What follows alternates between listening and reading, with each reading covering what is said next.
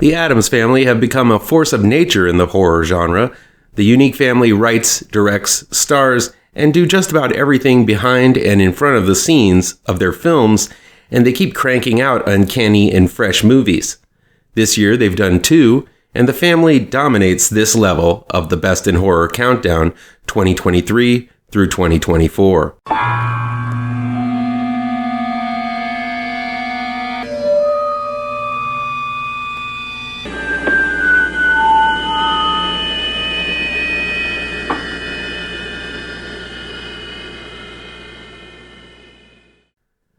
The Addams Family delivered their most potent and creative film yet with this mysterious little carny horror gem. At number 13 is Where the Devil Roams. It was released on November 5th, 2023, and is streaming on Toby and Amazon Prime from Yellow Veil Pictures and Wonder Wheel Productions. It's directed and written by John Adams, Zelda Adams, and Toby Poser. A family of carnies, the Addams family, travel apart from the circus they perform in, leaving a trail of bodies in their wake. But when tragedy strikes, the mute daughter, Eve, played by Zelda Adams, who can only communicate through song, must use dark magics to save her beloved family. This is the third Addams Family film I've seen, and man, is that family on a roll. With each film, they developed and perfect their distinctive voice in horror, carving out their own niche that is truly unique. Their films are more on the grungier side, depicting a side of life most people either think they are above or simply choose not to know about. They represent the common people who digs down in the dirt for their work and more often than not come up with only that same dirt as payment from this cruel world. The Deeper You Dig was a wonderful exploration of guilt and witchcraft, and its follow-up, Hellbender, delved into the dark relationship between mother and daughter, drowned in a witch's cauldron.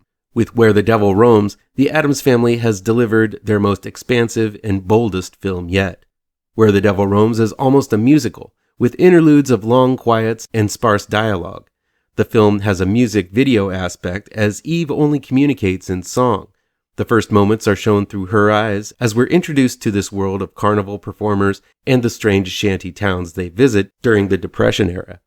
While the music is modern and often rockin' as hell, the simple melodies made by Toby Poser and Zelda Adams, who make up the band Hellbender themselves, capture the dreary and almost mystical existence of these colorful characters. While Where the Devil Roams spends an awful lot of time in the mire with the carnival and its performers, introducing these strange characters and their acts, the point of the film eventually finds its way to the surface. Because so much production was put into the design of the carnival, it seems the Addams Family want to showcase that for as long as they can before delving into the point of it all. But when it does, it attempts to capture the randomness of evil and how no one can ever truly predict where the devil roams, as it is pervasive in almost everything the family encounters. The Addams Family themselves are not without fault either. Maggie, played by Toby Poser, is shown to have quite the homicidal streak dating back to her childhood. Maggie is a loose cannon, with Eve and her father, Seven, played by John Adams, often responsible for cleaning up after her murderous rampages. As their trek across the icy terrain of the Midwest continues, you can see how Maggie has become a burden to Eve and Seven, who seem content with simply living with the carnival, but are forced to travel apart from it to satiate Maggie's hunger for murder. Maggie's not the only one who gets some wonderfully colorful characterization in Where the Devil Roams. I loved John Adams' role as Seven, a war vet who has seen his fill of bloodshed and chooses to blindfold himself so he sees no more of it in his life back home. The lengths Seven goes to avoid the horror Maggie inflicts is a testament of how much he loves his wife and how deep his own choice goes to be ignorant of her murderous actions. Where the Devil Roams is wonderfully shot with various stylistic formats. Again, this film feels most like an extended music video as the ethereal dream world blends with the pomp of the performances played out on the stage and the unbelievably brutal acts of violence Maggie unleashes in the real world. While the story is often seen through Eve's eyes set to song, there are moments when we enter the minds of the rest of the family with stark black and white sequences taking place in the past. Surreal, bizarre, and wholly beautiful, this is one movie that looks like nothing that's come before. I know this might be considered a hot take, but for me, the style of the Addams Family is not unlike the style of the often panned rocker-turned-director Rob Zombie. Like Zombie, the family seems to surround themselves with strange people that they seem to feel right at home with. They embrace the role of the outcast and seem to prefer to tell stories from that outlaw point of view. Their visuals are bold, hypnotic, and often out of this world, much like Zombie's vision. But where Zombie fails to get the narrative portions of the film right and refuses to work with a screenwriter that can sift through his style and find a story, the Addams Family are able to dive into the darkness and still manage to tell a fascinating, followable yarn at the same time. It's a sure bet you're not going to see another film like Where the Devil Roams again, at least until the Addams Family birth another movie. It may prove to be too surreal and unearthly for those who like their films more on the grounded side, but Where the Devil Roams shows what kind of magic the Addams Family can do with a little bit of budget. I honestly can't wait to see what dark territories this fascinating group of horror filmmakers go to next. While not as good as Where the Devil Roams, the Addams Family's latest film, a body horror comedy, is definitely worth taking a chance on. Hellhole was released on August 23rd, 2024, and is streaming on Shudder. It's directed by John Adams and Toby Poser, and written by John Adams, Lulu Adams, and Toby Poser.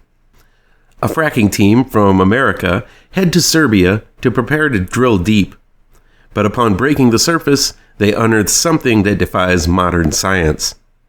Trapped at the site due to flooded roads, the stranded team must deal with a creature that enters the body of men in order to grow and survive.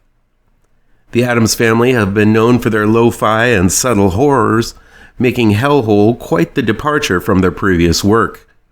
Unlike the tender and tragic moments of Hellbender, or the heart-wrenching scenes in The Deeper You Dig, or even the bizarre and dreamlike spectacle of Where the Devil Roams, Hellhole is a body, in-your-face horror comedy.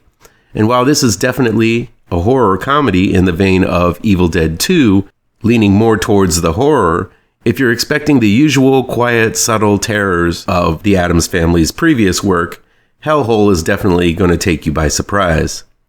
The dialogue is comfortable and often quite witty. I like the casual banter between Toby Poser's character Emily, who acts like the den mother to this motley crew of workers, and her real-life partner John Adams, who plays John, the laid-back GM of the crew.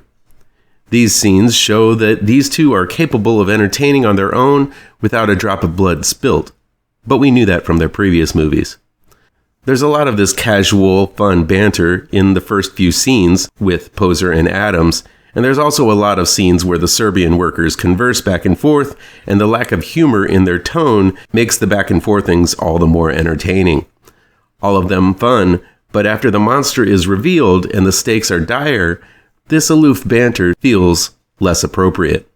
The gore, most likely made of practical effects with some CG tweaks here and there, is abundant. Not only is the method the creature enters its host unsettling in the most uncomfortable of ways, the monster also explodes out of the body of its host if anything life-threatening occurs. Then it scampers away and enters the next poor soul to repeat the gory process again. The results are some gnarly body horror involving worms and tentacles. There's definitely a John Carpenter's The Thing vibe to the way the monster passes like a contagion, and seeing each person infected with the monster react to the monster inside of them is all part of the fun. There's an issue with the pacing of Hellhole. It's one of those films that starts and stops the action with a lot of jaw wagging in between. It makes the flow of the film feel somewhat off. Most films have cool down times after scenes of action and carnage, but because everyone is so calm with the monster picking them off one by one, it makes the film feel pretty uneven. Still, Poser is great in the lead as she tries not to be the mother of the group, but ends up being the voice of calm and reason to these guys anyway. There's some heartfelt scenes at the end that felt more in the Addams Family wheelhouse. The squid worm parasite monster is a lot of fun as it scurries to and fro. The ending is a bit abrupt but still made sense, and I laughed quite a bit at the subtle and not so subtle humor. Plus, this is as gory as it gets, proving that the Addams Family is not only talented, but versatile, challenging themselves in new ways in every film. It's a bit of a stray from their usual output, and that's not going to sit well with some, but I had a lot of fun with Hellhole. Once again and always, feel free to agree, disagree, or how about you play along at home and give me your own picks for your favorite horror movies. It's October, so let's talk horror. Come back tomorrow for the next level in the Best in Horror Countdown. Be sure to hit all of those pertinent bells and whistles down below, and you'll never miss a post. Happy Halloween, folks. Please do me a favor and punch that like button down below. Share this video with all of your social media addicted pals. Click subscribe to this channel, and ring that bell for notifications.